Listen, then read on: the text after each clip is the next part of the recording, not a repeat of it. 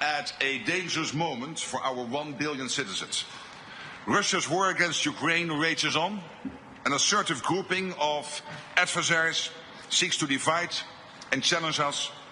There's war in the Middle East, terrorism poses a persistent threat, and new technologies bring opportunities but also many serious security challenges. In the face of this, we stand together, united in NATO, the most powerful defensive alliance in world history. History has shown that North America and Europe working together is a winning combination. Our adversaries know this. Our enduring commitment to Article 5, that an attack on one is an attack on all, sends a powerful message. In this meeting, we will take historic, transformational decisions to make our people safer through a stronger, fairer and more lethal NATO. To make NATO stronger, we have a concrete plan for all allies to spend 5% of GDP on defense. It will go towards core defense as well as defense and security-related investments. This decision is deeply rooted in our core mission and is required to resource our plans and readiness.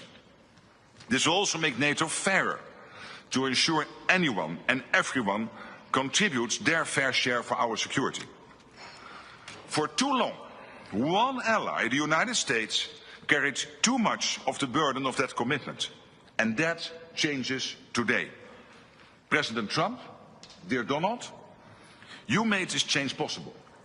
Your leadership on this has already produced $1 trillion in extra spending from European allies since 2016.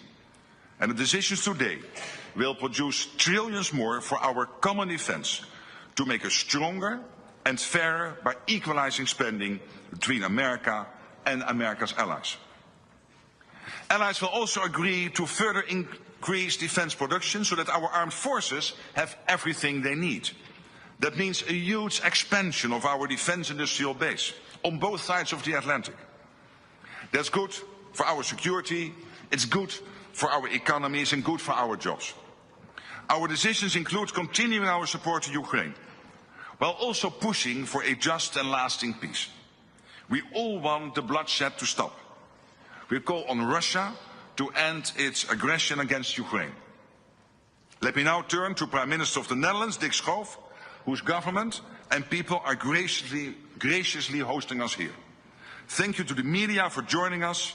We will continue our discussions in just a moment, but first, and with the media here, please, Dick Schoof, your introductory remarks. Thank you, Mark. Colleagues, friends, allies, on behalf of the Dutch government, welcome to The Hague. This is the NATO Summit, the first NATO Summit ever to be held in the Netherlands. And we are honored to have you here in the city that has been speaking in the language of peace and justice ever since the first Hague Peace Conference was held in 1899. I'm convinced that after today, The Hague will also be known as a city of collective purpose, unity and resolve. After all, we are about to write history. We are about to make decisions leading to an unprecedented increase in our collective defense spending and a new financial balance in our alliance. Both are urgent, both are necessary, and both will help make our transatlantic bond even stronger, so we can do justice to our founding principles of democracy, liberty and the rule of law, as laid down in the Washington Treaty.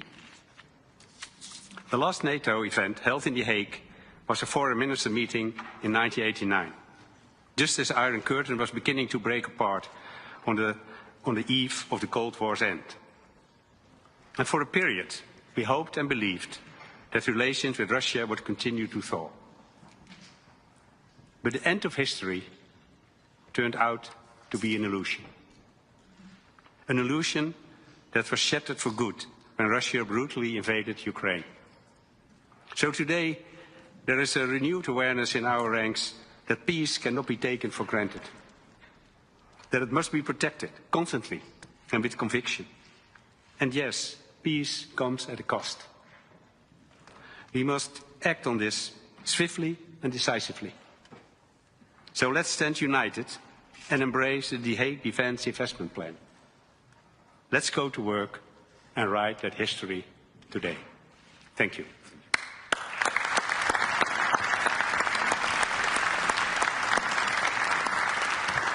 So thank you for the media for joining us, but in the spirit of democracy, I have to ask you to leave the room now. Thank you.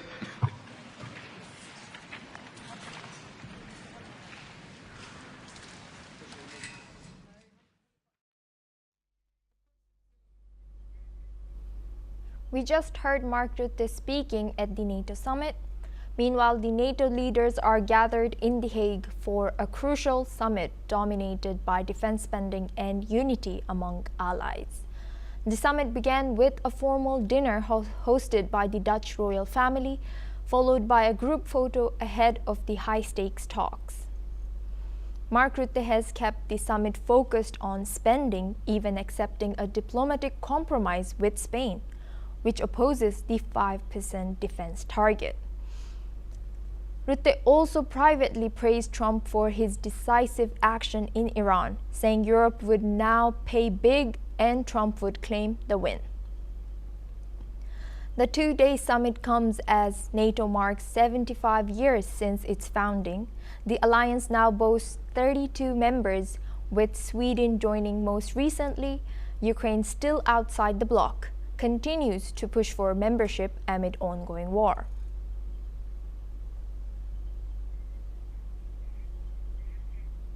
NATO leaders are expected to back a new defense spending goal of 5% of their GDP, a major shift from the current 2% target. In a joint meeting on the sidelines of the NATO summit, Alliance Chief Mark Rutte and US President Donald Trump declared a major breakthrough on defense spending. Rutte confirmed that all NATO members will unanimously back a new defense spending target of 5% of their GDP. He stressed this move is about European and Canadian allies shouldering more of the burden, not American taxpayers. Rutte also praised Trump for pushing NATO nations to boost their defense commitments. Trump called it a great victory for everybody, adding that spending will be equalized soon. Dutch Prime Minister Dick Schoof says the alliance remains united despite Spain's push to opt out of a new 5% defense spending target. NATO Chief Mark Rutte stressed in the face of Russia's long-term threat and China, North Korea, and Iran's support for Moscow, higher defense spending is unavoidable. Meanwhile, Spain has formally opted out of NATO's new defense spending goal of 5% of GDP. Prime Minister Pedro Sánchez announced the move on national television, calling the target disproportionate and unnecessary.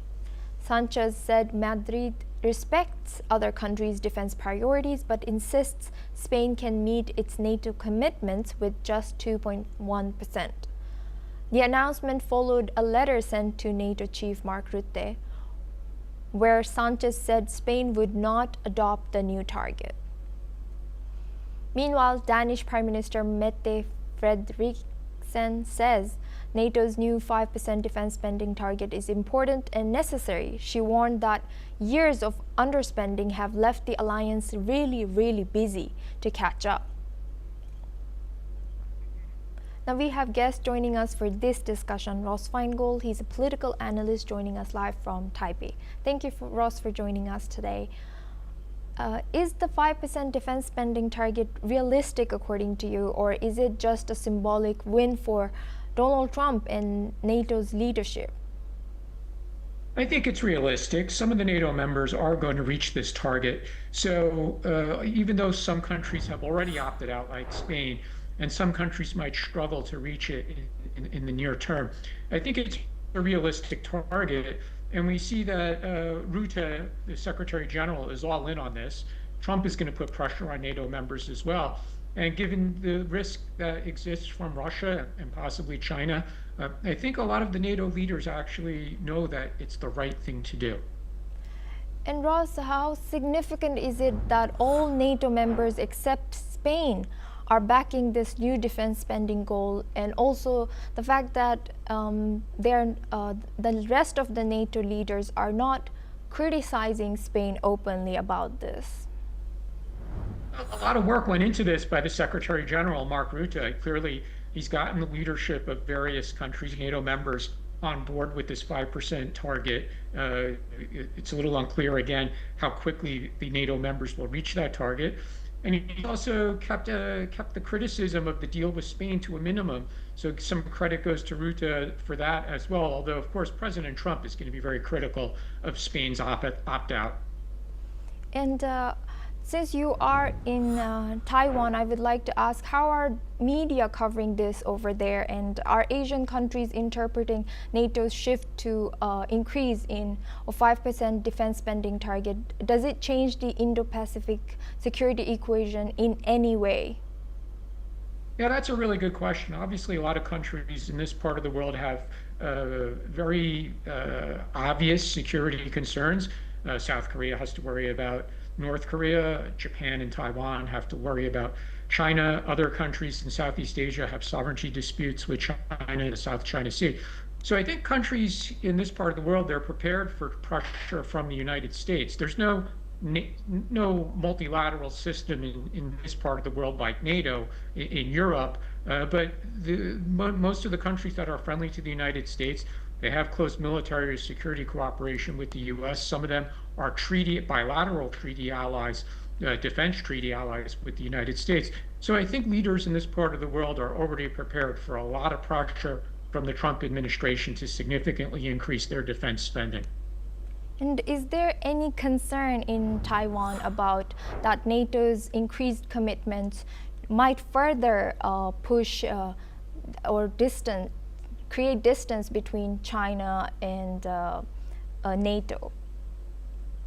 I think Taiwan and as well as Japan and South Korea, which the latter two, which have significantly increased their interactions with NATO in recent years. Japan now has an ambassador to NATO, for example. I think there's an appreciation that more defense spending among European countries will make them better prepared to deal with contingencies wherever they might occur, whether that's in Europe or whether that's even in the Indo-Pacific.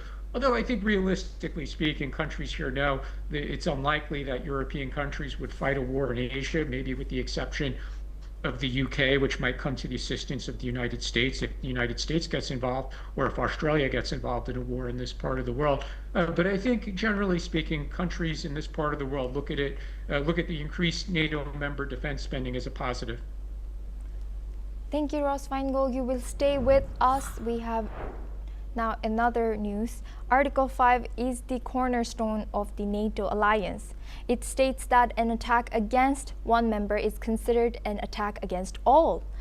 It was established in 1949 under the North Atlantic Treaty to ensure collective defense.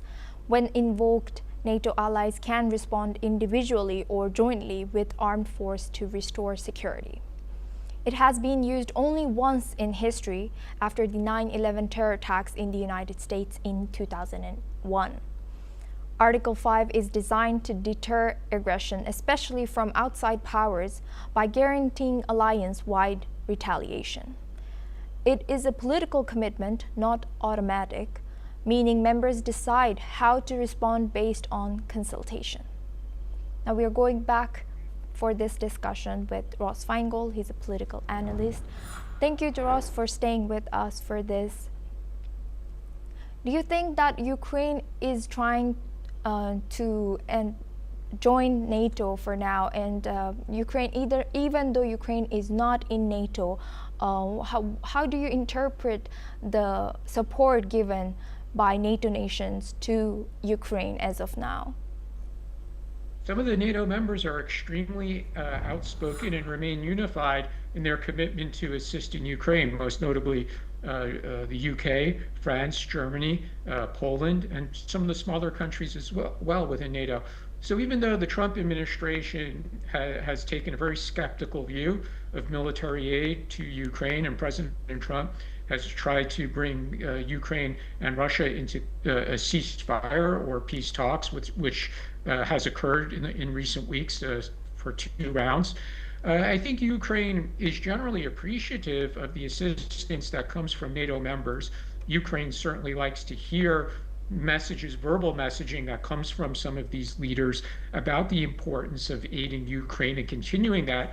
And for Ukraine, that kind of balances off the lack of commitment that comes from the Trump administration. So when it comes to the new defense spending target among NATO members, I think Ukraine would, of course, welcome that as well.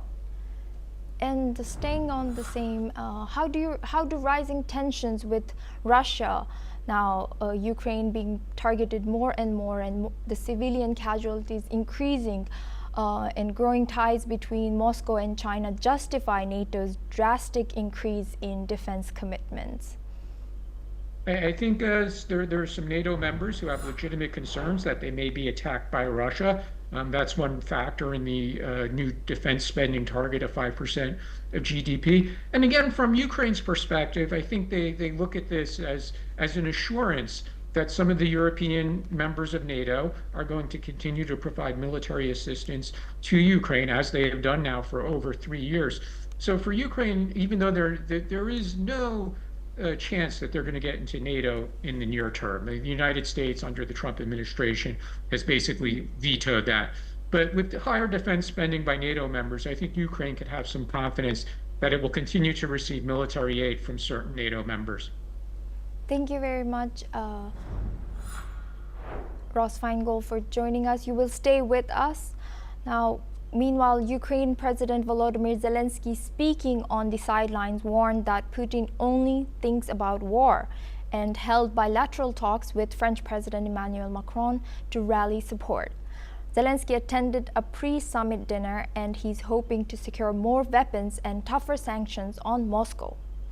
This comes as the Russian missile strike on the Ukrainian city of Dnipro killed 17 people and injuring over 200. Zelensky says Russia has flatly rejected any ceasefire talk, adding that global pressure on Moscow is still insufficient. Meanwhile, the White House confirms President Trump will meet Zelensky this week on the sidelines of the NATO Summit in The Hague. Meanwhile, German Chancellor Friedrich Merz says NATO allies are increasing defense spending to counter the threat from Russia, not to please anyone.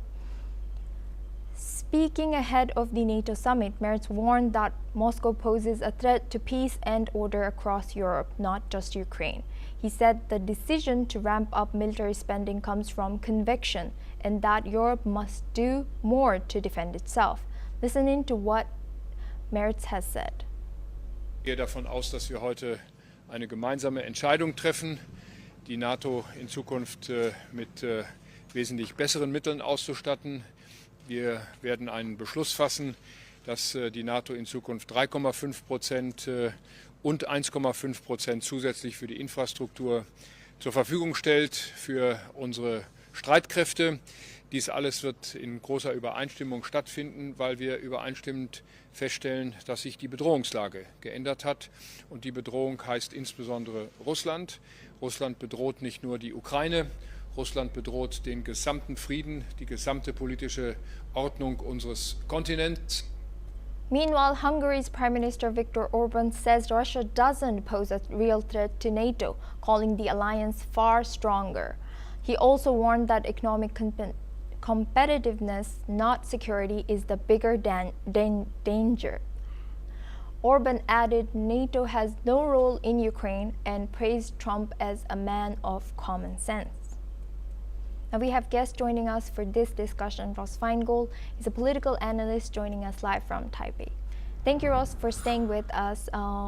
What do you think about the comments made by leaders in NATO that this alliance and this push towards increasing the defense spend to 5% is not because of the threat to a threat that Russia is the threat, and not because of US, or nobody said it, but hinting towards the fact that Trump is pushing them for this commitment? They have to deal with the reality that the President of the United States at the moment is President Trump. President Trump has long had skeptical view towards NATO. He's had skeptical view towards the defense spending commitment of NATO members. And as the most powerful NATO member, when the President of the United States says, I would like you to do something, other countries, the NATO members, they really have to listen, and frankly, they have to comply. That's just the reality that the NATO members have to deal with. So when President Trump says 5% of GDP on defense spending, we see a number of NATO member countries that say yes, and they're aiming to actually comply with that goal. And now looking at Zelensky, he apparently has talked with Macron already, and he has plans to talk alone with Trump soon. Why do you think Zelensky is now doubting down on calls for tougher sanctions, and have existing measures clearly failed to deter Moscow? Most of what Zelensky does on the international stage, such as attending multilateral meetings like G7 or NATO, is he's positioning Ukraine for the best position it could be in dealing with Russia in ceasefire talks. He knows that the United States is going to put pressure on Ukraine. Zelensky knows that the United States is going to put pressure on him and Ukraine to accept the ceasefire terms with Russia, which might very well involve Russia continuing to occupy territory of Ukraine that Russia currently occupies. So whether it's ensuring that NATO members continue to provide military equipment to Ukraine, or getting commitments from the United States and other European countries to spend money on reconstruction in Ukraine. A lot of what Zelensky does and the meetings that he has and the messages that he brings to the other leaders is really about positioning himself and his country for the best possible outcome in ceasefire talks. And now staying on this, how much do you think the Ukraine issue still unites NATO, or are we beginning to see fatigue set in among some members, according to you? Well, certainly there's some fatigue, but other than the United States, the most important and the most military powerful members of NATO, like the UK, France, and Germany, as of now, they seem to be very united in support for Ukraine, including providing weapons to Ukraine. So even though there's been changes of government in the last year, whether in the UK or whether in Germany, the new leaders and the continued leadership of Macron in France, they've remained committed to Ukraine. And I think Ukraine is very, very fortunate in that, because of the skepticism from the Trump administration about military aid to Ukraine. But at least Ukraine for now can still rely on the UK, France, and Germany. Thank you very much for sharing that insight. You will stay with us.